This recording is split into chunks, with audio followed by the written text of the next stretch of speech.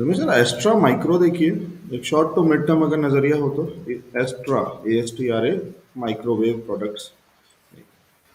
Extra माइक्रा अगर हम देखेंगे डेली मूव में या हम अगर इसको वीकली चार्ट में देखेंगे अब तो ज्यादा अच्छी पैटर्न दिखेगी।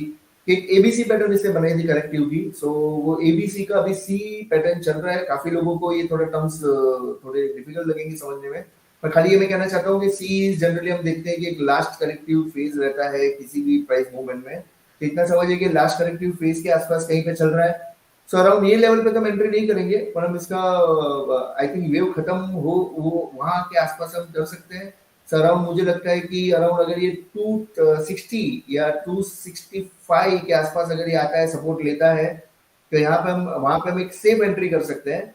एंड अगर हमें लगता है कि हम थोड़ी और रिस्क ले सकते हैं, तो करंट लेवल्स पे भी हम इसके अंदर एक लॉन्ग पोजीशन बना सकते हैं। पर सेफ रहेगा अगर हम 265 270 के आसपास देखें। जी, तो ये है एस्ट्रो माइक्रोवेव पे।